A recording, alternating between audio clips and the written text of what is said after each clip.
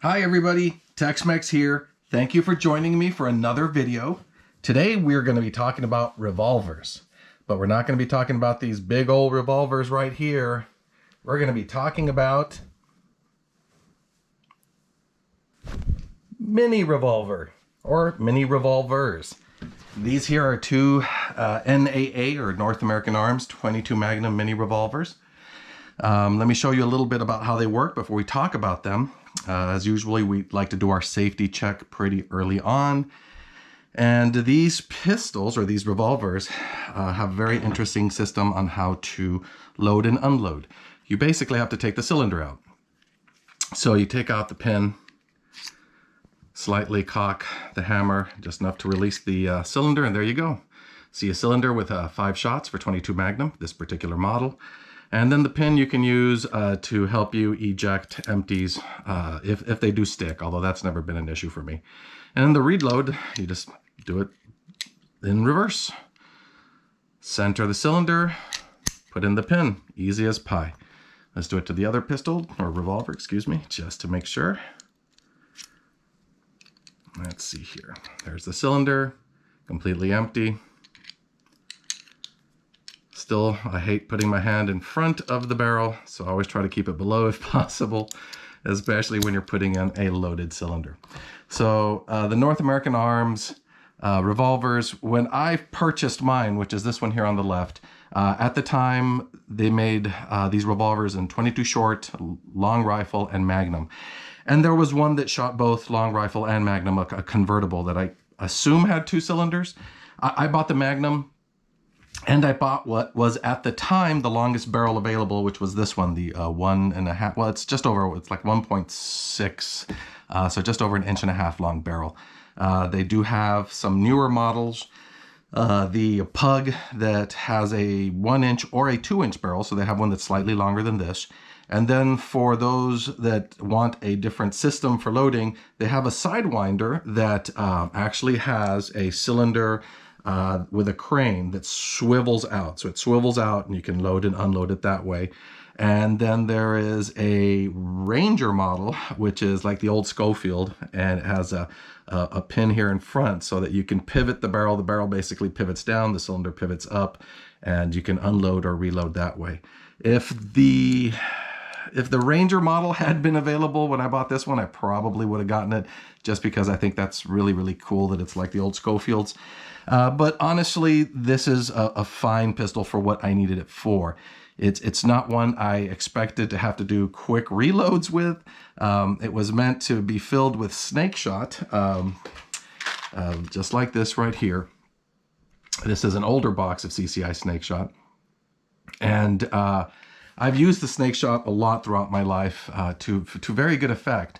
Even the 22 long rifle snake shot, which is a lot weaker than the 22 Magnum. But this pistol here, when I purchased it, I also bought this holster grip because I thought the grip might be a little too small to control. It's like a tiny bird's head grip.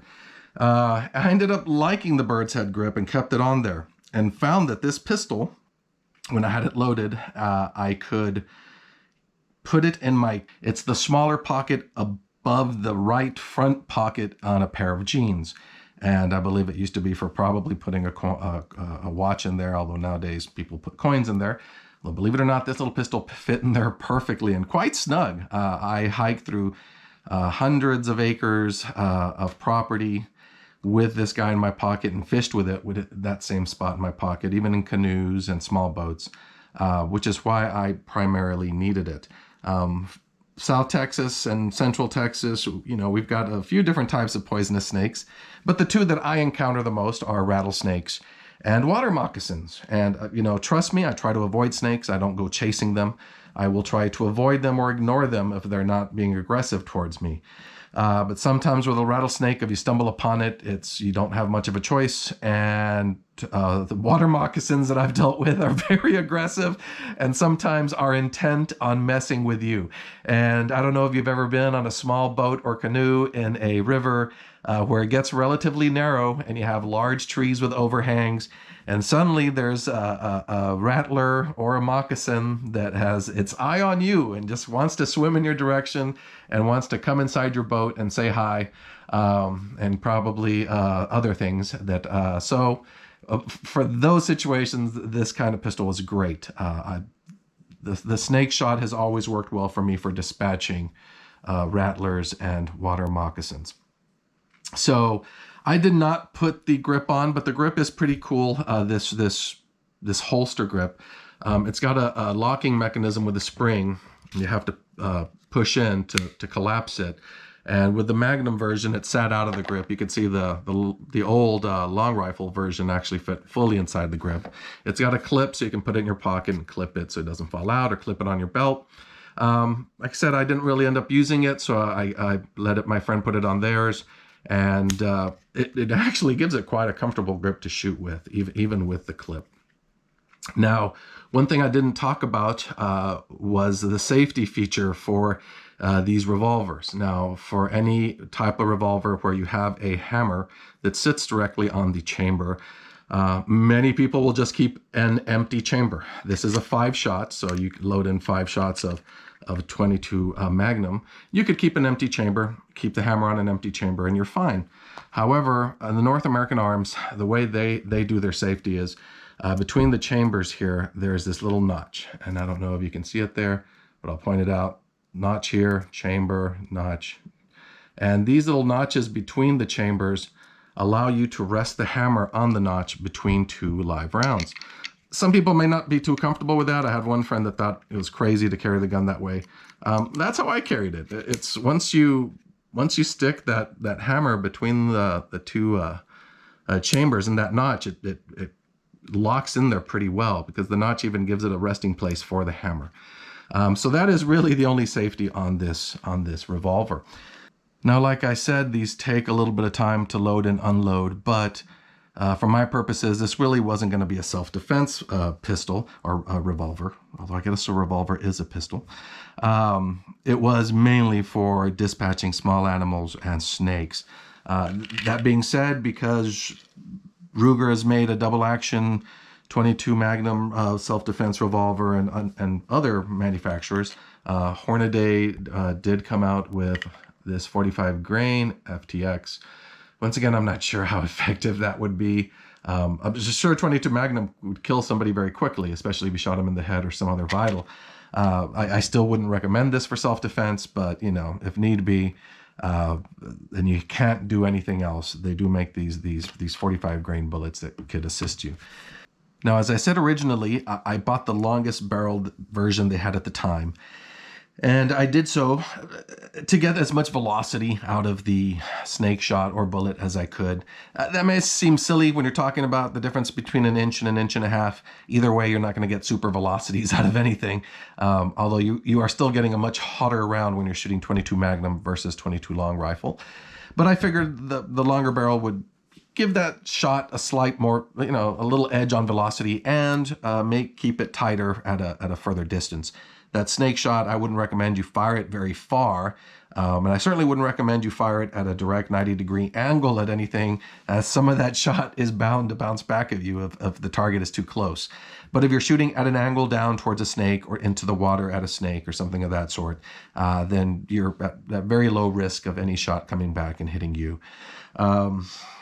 I do want to shout out to KB Leather. KB Leather is the manufacturer who made this very beautiful holster. They made it in a few different colors. It was really hard to choose which one I wanted, but it fits perfectly. Now that I'm getting a little older and a little fatter, I'm not as secure in leaving my pistol in the watch/coin pocket as I go fishing or hunting. And this little guy here, because of the way it has the belt loop setup system, and I like that you can take it on and off without having to take your belt off. It allows me to carry it basically cross draw, which is perfect if you're sitting in a canoe or an ATV or something of that sort. So a shout out to them. They do have their own website. It's KB Leather. and as well to Franklin Wendy, and I found them on Etsy. They make these tiny little pouches that fit 5 rounds of 22 Magnum in there, so you can keep the pistol in your pocket and have at least one reload in case you need it. And that's Franklin Wendy, and I found them on Etsy. Neither of them are sponsors. I really like their stuff. And honestly, I didn't realize how popular these pistols were until I went and started looking for holsters. And there are a lot of people that make holsters for these North American Arms mini revolvers. So I expect they're more popular than I thought. We'll take it out to the range, put a few rounds through it. I'll probably put a few solid rounds into a target so we can see how well it shoots at certain distances. And maybe we'll do some snake shot at a couple of targets as well to see how well it does at different distances. Aiming with this pistol is not the easiest thing. As you can see, it does have a front sight blade, but I'll try to show here that the rear notch is almost non-existent. So you can use that blade notch, but really when you're using this pistol, it's going to be a point and shoot, especially when you're using the snake shot. But anyway, let's see how we do out at the range. If there is any questions you want me to answer, feel free to put it down in the comments, and let's head out and have some fun.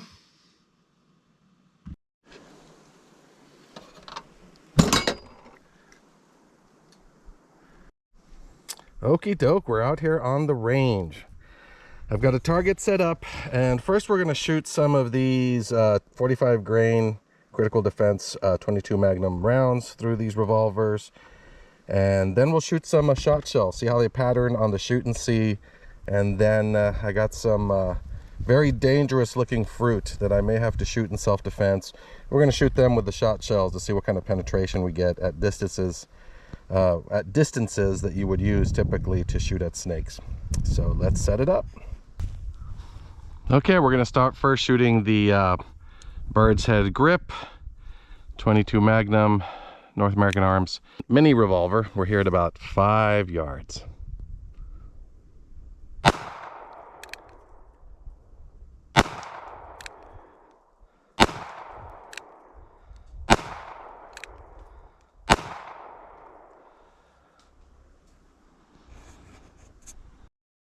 Okay, let's take a look here.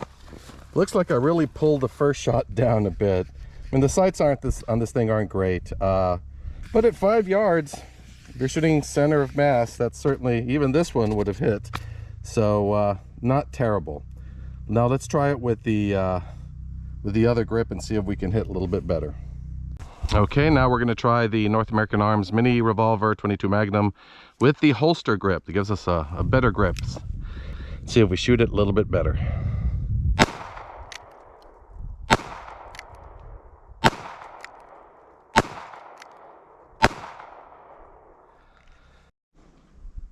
And as we get closer to our target here, you can see the answer is definitely yes. That holster grip gives a better grip on the pistol and allowed me to hit a lot better.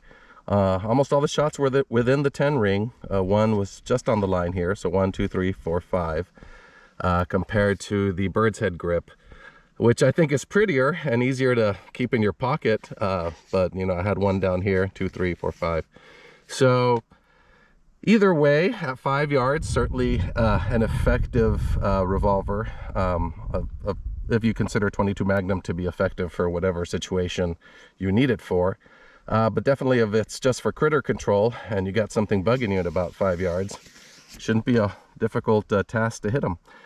So let's try the shot shells now and see how we do on these targets. Okay, so I got 2 shot shells loaded up in the bird's head grip mini revolver. As you can see, I moved my other camera out of the way because I do expect some of these to bounce back. And that's a fair warning for anybody experimenting with these shot shells.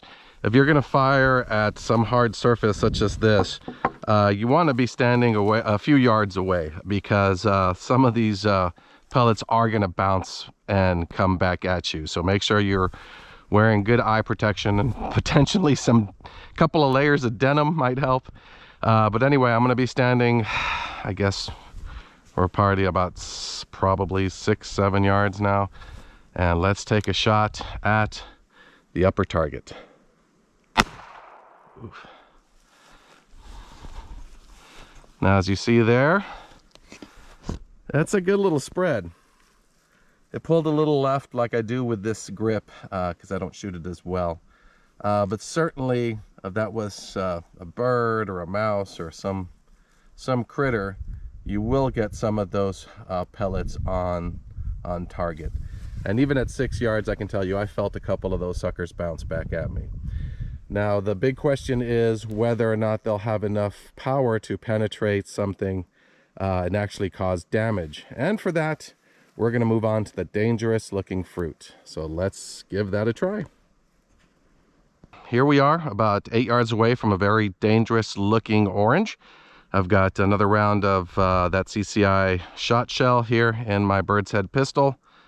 Let's see what we can do. Okie doke. I certainly hit it. Let's see if we penetrated. Well, I did cut open the orange, and as you can see here, might be able to see here, some of the pellets, like here, this one actually deformed. There's one over here. I'd have to cut it a little more just to find them, but they some of them did penetrate the rind and go significantly through. Because this one here that you're seeing, the target was facing us, so the rest of the orange would have been on top of this. So this one must have gone into the rind and at least an inch or so in. But I've got another piece of dangerous looking fruit, so let's shoot a couple at that one and see what we do. Oh no, and look what we have here, a water snake. Well, we better take care of him.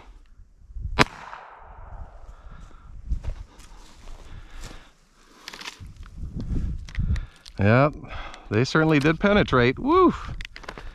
Let's see. And there it is. Right at the bottom is all the shot that penetrated but didn't quite get out. But look at all those holes. That water snake is dead. Okay, and there's a sneaky apple hiding in the grass. We're about 5 yards away. Let's put a couple of rounds into him and see what we can do. This was the angle we shot it at. This was the front. You can see all the penetration from the pellets through there. And here in the apple, you can see that they go further in. So let's see if we can take another slice here. See how far it goes. Well, look. There's still penetration there. I don't know how well you can see that, but even here, see if I can get it up in the light, there are a lot of little holes. I don't think I see any that exited the back, but definitely went through at least half of the apple. Oh, and I can actually see just right there, there's one pellet. And another one right there. A little deformed and flat, but there they are. But, oh, and here's one here. A little deeper. You can see it there. So, it looks like at least a third of it went halfway, if not a little further, into the apple. So like I said, it's a good fishing friend. You're sitting in a canoe, and a snake's coming up to you. This is a good way to convince it to swim away. Anyway, another fun video. Thank you all for watching, and I'll see you in the next one.